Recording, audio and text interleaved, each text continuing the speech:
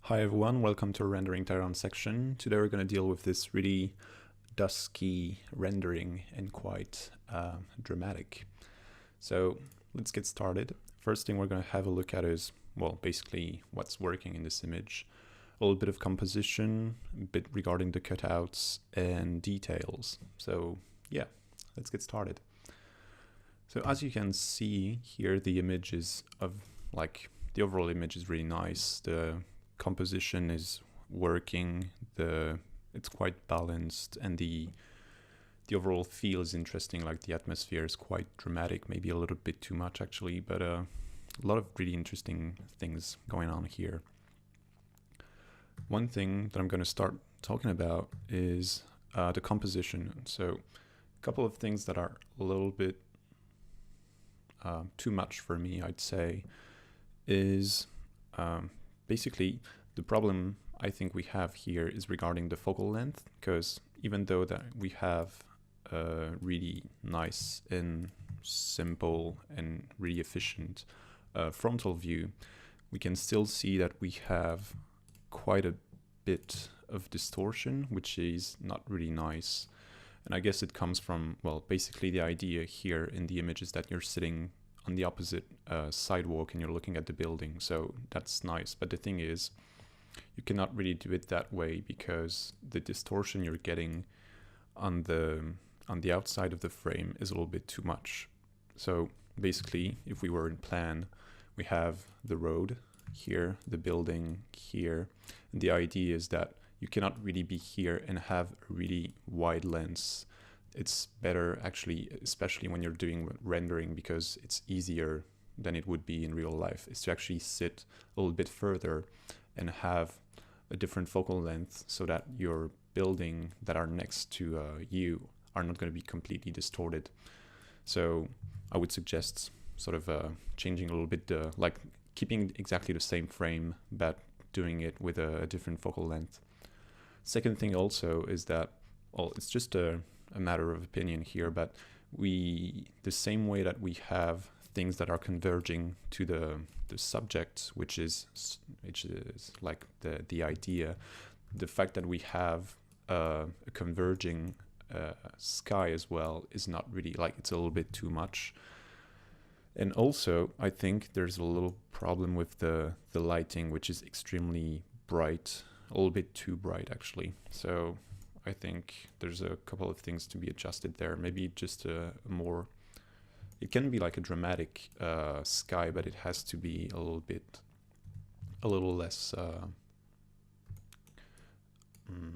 I'd say, like composition wise, it has to be a little less converging like it is now.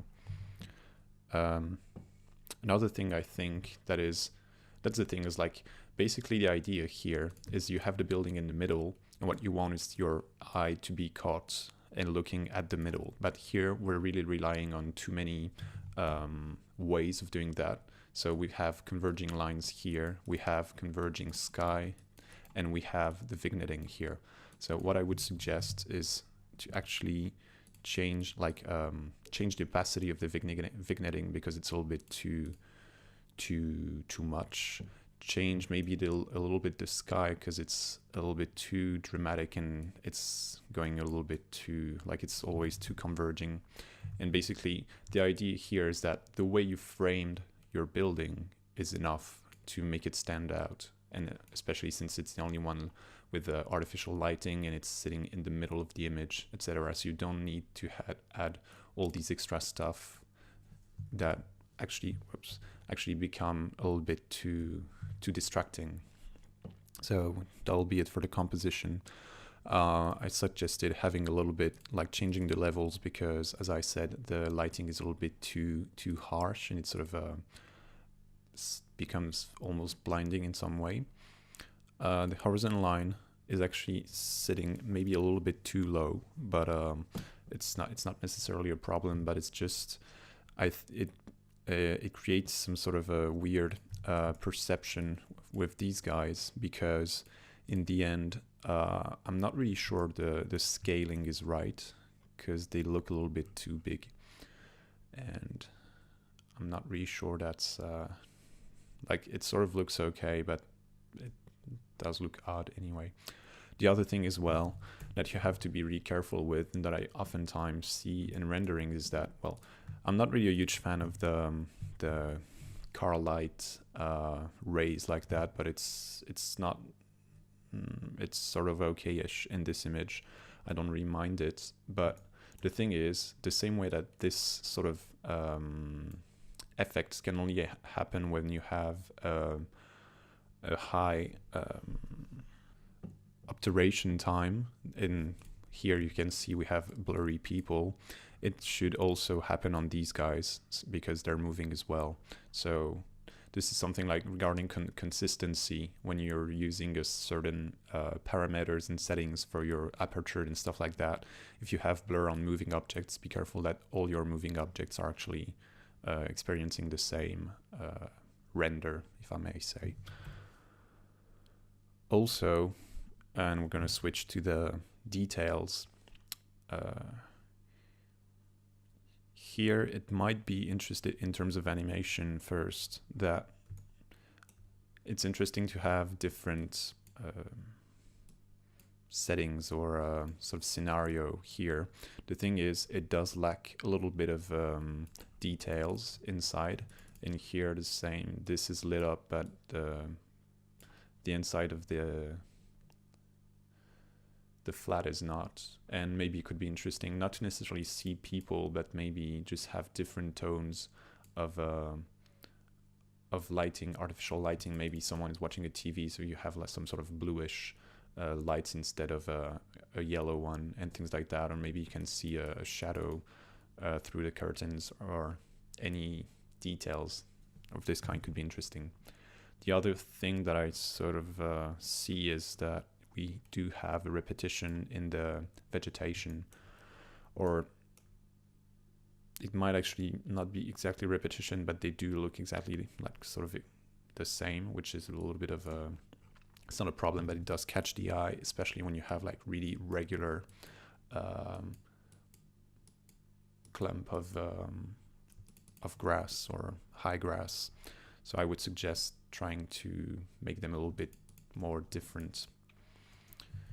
The other thing as well is regarding the lamppost here. There's two problems with them. The first one is that this area here is supposed to be much brighter because it's the actual light that you're seeing. So, well, here it is. It should look a little bit more like that. And also we're missing the light here for some reason. We can sort of see it here, but as you can see, we have a bright light and there's not really much happening on the ground. So that's something you want to enhance. So I've put just curves there to sort of make it pop out a little bit more. Another thing that is quite that oftentimes happen when people are using cars, the first thing they do is generally that when a car is on the road, there's no driver. But in our case here, what's lacking is the sense of detail on the plates, because it's written the well, basically the brand of where they come from. So it's quite easy to either Photoshop it, or even easier is to change the bitmap in the material and put a real plate. And also be careful, it could actually be some kind of nice details to actually have the real plate that is gonna be here. What I mean by that is that you want it to be like if you're in the USA, you don't want to use a French plate, and vice versa. So that's the idea, to add tiny details that make it more believable, because Viz people is definitely not a country. But beside that, I think we're sort of okay, and the rest of the image is really nice. I usually like to have more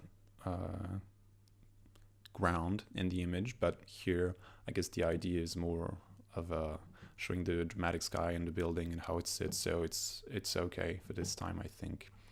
And regarding the focal as well, focal length again, is that, as you can see here in this kind of areas on the it's sort of obvious on buildings, but it becomes even more obvious when you're looking at cars that are completely distorted. So always keep this in mind when you're doing large focal length.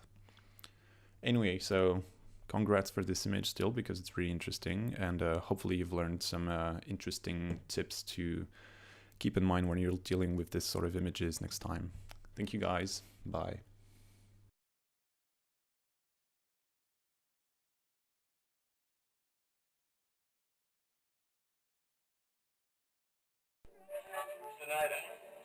Good.